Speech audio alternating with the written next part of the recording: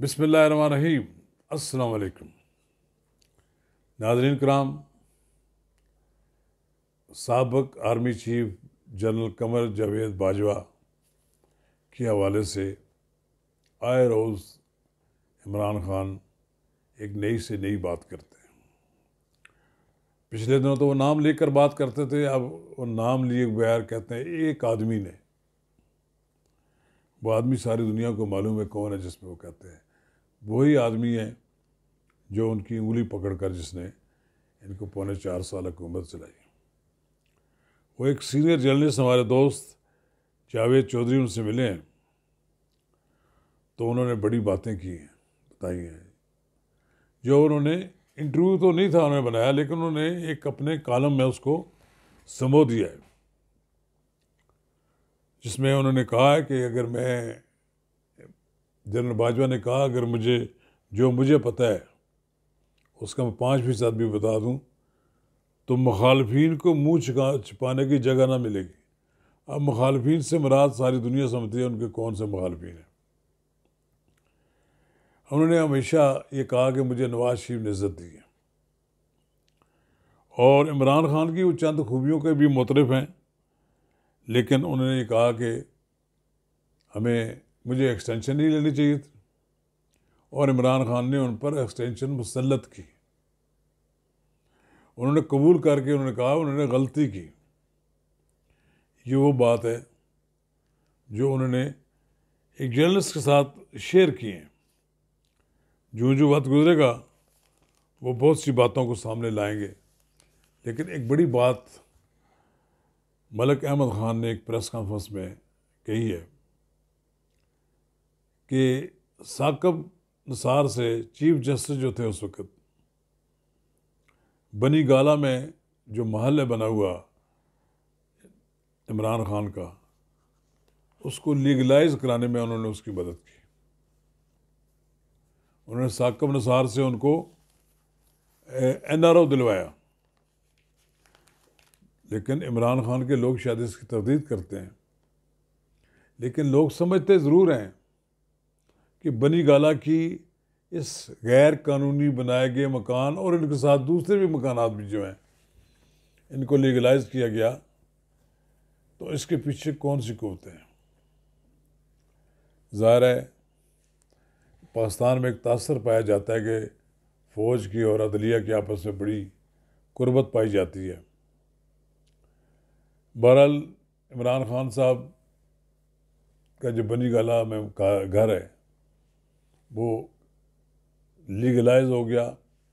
Supreme court ने उसकी मोहर सबत कर दी और ये सबसे बड़ा उनको NRO दिलवाया गया कि वो इलीगल नहीं करार दिया गया।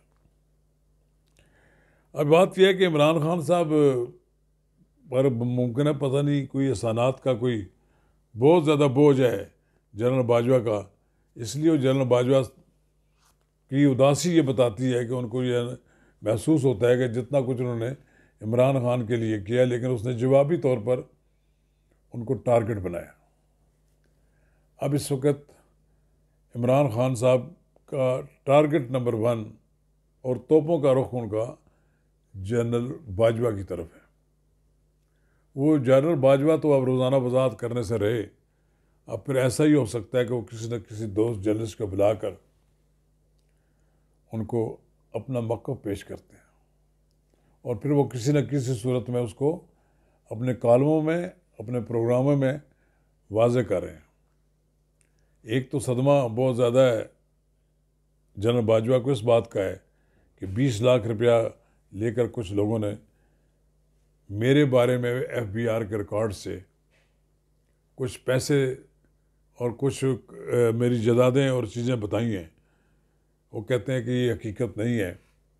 उनके एक रिश्तेदार हैं मिट्ठू, उनके भी कहते हैं कि प्रॉपर्टी को मेरे खाते में डाल दिया गया। चले जनरल बाजवा साहब अगर उनका दामन साफ है तो फोरेंसिक अपना रिकॉर्ड करा रहे हैं, उसका चेक करा रहे हैं, उनको चाहिए वो पेश कर दें। कहिए अगर जिसने मेरे ख़िलाफ़ कोई चीज़ गलत साबित करनी आए मेरे ख़िलाफ़ साबित करके दिखा दे। ये तो उनका ज़ाती मामला है, लेकिन वो बार बार इतराफ़ भी करते हैं कि हमसे गलतियाँ हुई हैं, हमने सियासत में हिस्सा लिया या हमने सियासी एक खानवादे को पालते रहे, उसकी उन गलतियों का एहसास है, उसका बात कर। ये गलतियां तो की गई और आने वाले जो हैं उनके लिए भी एक निशानदेही होगी कि वो इनसे दूर रहें।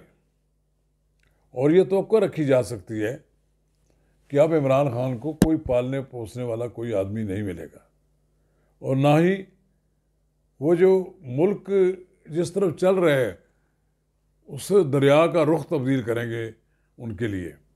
इमरान खान साहब तभी से ये समझते हैं कि अगर वो इस वक्त बाहर निकलें तो सारा मुल्क उनके लिए निकल आएगा, लेकिन जूं जूं वक्त गुजर रहा है उनकी वो जो गिरफ्त है वो ढीली होती जा रही है लोगों से। 7-8 महीने की जो महंगाई है उसने जितना बूस्ट किया है इमरान खान को, ये सबसे बड़ा नुकसान तो आज की हुकूमत को हुआ है। लेकिन अगर आज की हुकूमत IMF से पैसे लेने के लिए अगर ये उनके मुतालबात ना मानते तो पाकिस्तान डिफ़ॉल्ट कर चुका होता।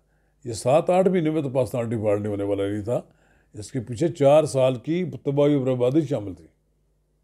उस तबाही बर्बादी का नतीजा निकलता कि पाकिस्तान डिफ़ॉल्ट हो जाता। अब इमरान खान साहब कहते हैं कि मैं आ रहता तो शायद ना होता, लेकिन जगह जगह मुल्क मुल्क जनरल बाजवा ही जाते थे आपके लिए, पैसे इकट्ठे करते थे।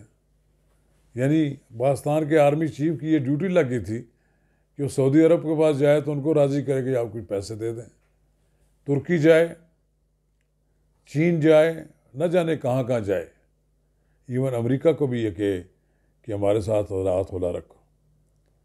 लेकिन इमरान खान साहब, काश के आपको जो जितना रिलीफ मिला और जो सब कुछ आपको उस वक्त की फौजी क़यादत ने आपको बकअप किया, आप अपने आप को भी ज़रा संभाल कर रखते तो आज ये दिन आपको ना देखना पड़ता।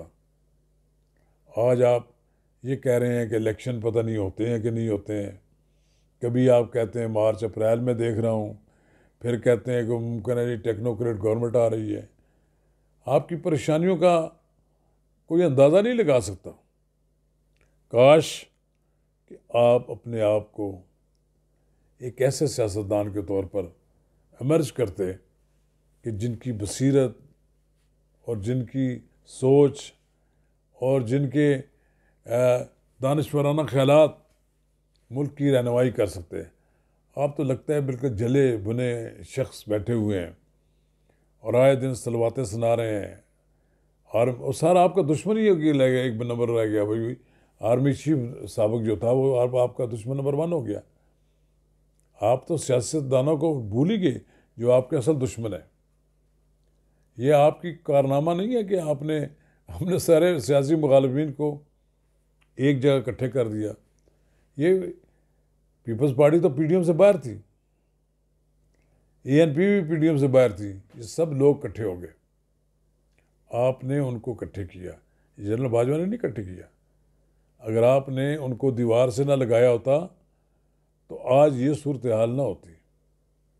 अब भी सियासतदानों के लिए वक्त है वो डायलॉग का रास्ता अख्तियार करें, एक दूसरे के साथ बैठें और फिर कोई मसाइल का हल तलाश करें।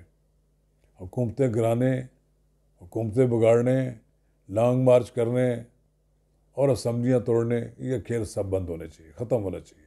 शुक्रिया।